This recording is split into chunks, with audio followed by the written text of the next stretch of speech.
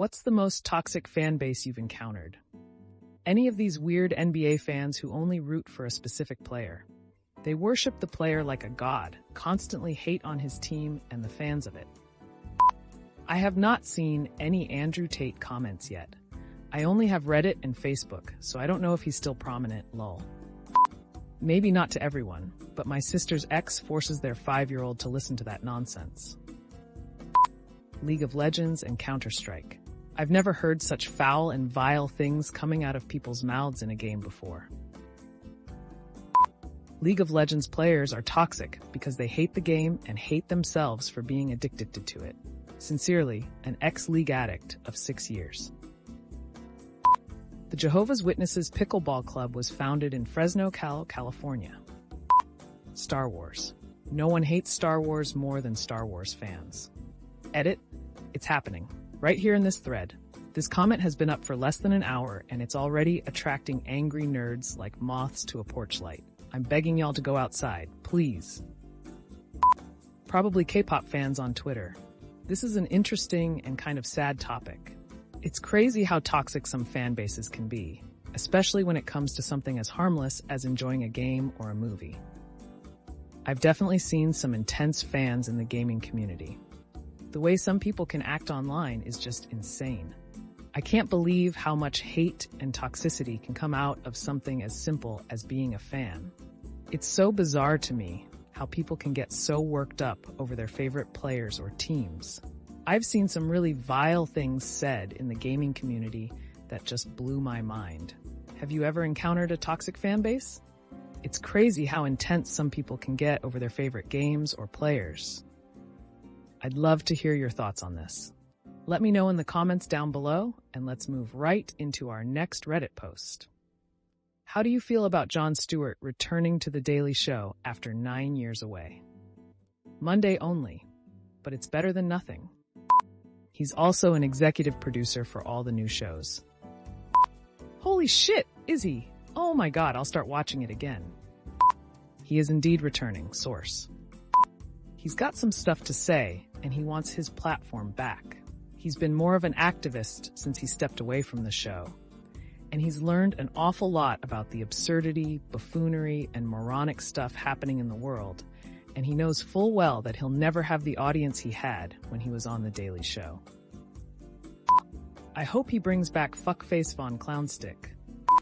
Jon Stewart is The Daily Show. Trevor Noah was smart and funny, but I still missed Stewart's righteous indignation over the fuckery happening daily. Yep, for me, it felt like for Trevor it was a job, and for Jon it was a passion. You've made my day with this news. Thank you. No one does it like Jon. Now, if we could only get Colbert back on the report. I would be so happy if this were happening. This is definitely exciting news. Jon Stewart returning to The Daily Show after 9 years away is a big deal. I mean, he's not only coming back for a one-time appearance, but he's also an executive producer for all the new shows. I can't believe it. I used to watch The Daily Show religiously when he was the host. His passion and righteous indignation over the absurdity and buffoonery in the world were unmatched. He always had a way of cutting through the nonsense and speaking truth to power. I hope he brings back some of his classic segments and characters.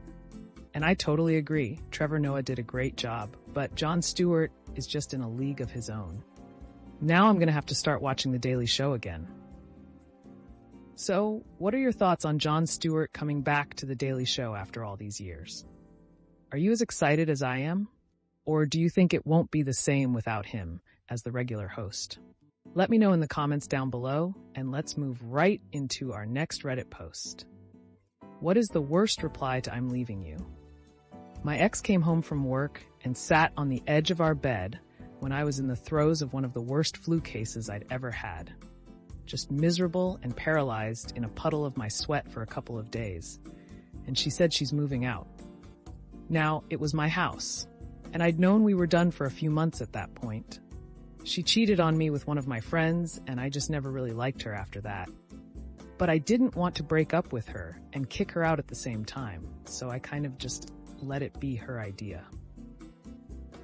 Anyway, she sits on the edge of the bed and says, "I'm moving out. I think we need to end things. I just said, "K, bye." Audible, indignant snort. You know, I was hoping you'd at least put up some kind of resistance. I have the flu, you know this. I can't deal with this right now. You don't even want to talk about it?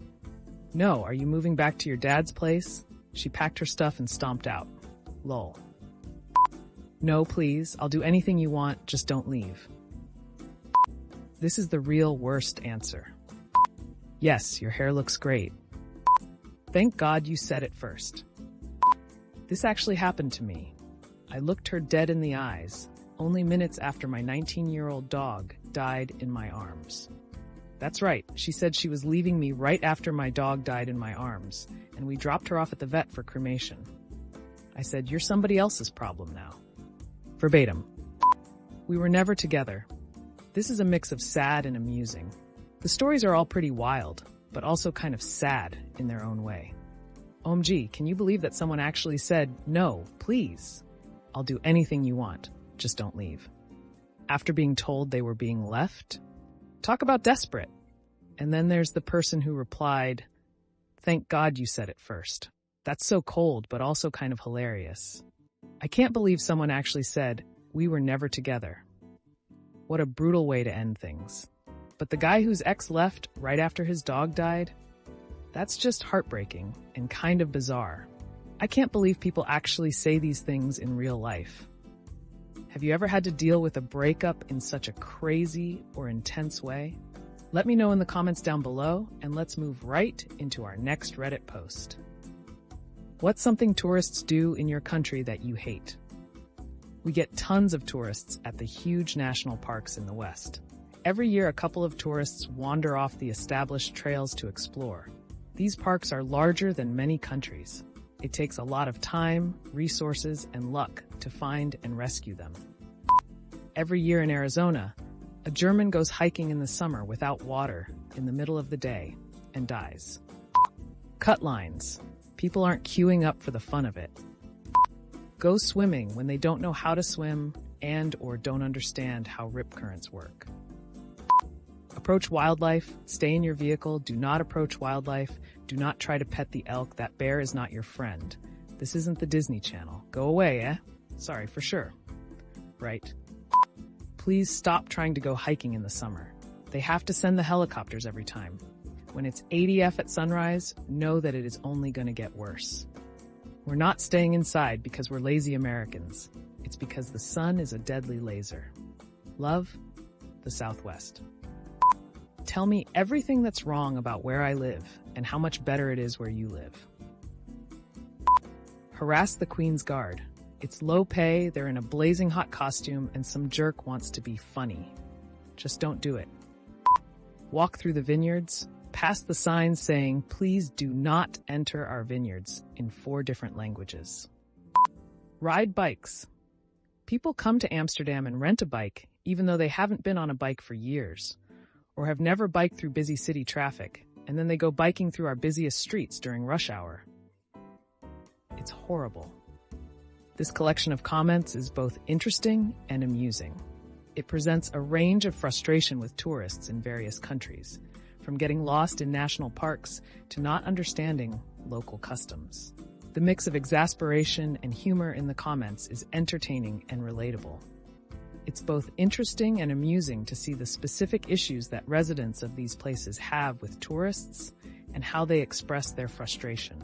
It's a reminder that tourism can have unintended consequences and that it's important to be respectful and aware of local customs when traveling. What's the most amusing or frustrating thing you've experienced with tourists in your country? Let me know in the comments down below, and let's move right into our next Reddit post. People who have partners that sleep talk. What all have you heard? I can tell when my wife is sleeping well when she rolls over and starts talking about casserole recipes. It's always casserole recipes. She doesn't cook. She is actually the best casserole cook in the world, but she lost a casserole cooking competition due to the other chef sleeping with the judge, so she pretends to not know how to cook to forget the past. My girlfriend once loudly proclaimed, "I am going to explain to you how hills work," and then snored loudly. We recently had a baby, and in the first couple of weeks, my husband got really into Stardew Valley, which helped him stay awake to hold the baby since he wouldn't sleep in the bassinet yet. One night during my shift, the baby was crying, and my husband turned to me, still asleep, and said, "Do you need help? I can till the soil and water the plants." Mostly incoherent mumbling, but one night she said, "Give me rubs." I rubbed her arms, her legs, and her forehead, and she let out a big sigh and said, "Those were like the rubs you gave me when we first met." After 30 years of marriage, that put a smile on my face. I love you, but I really want a T-Rex.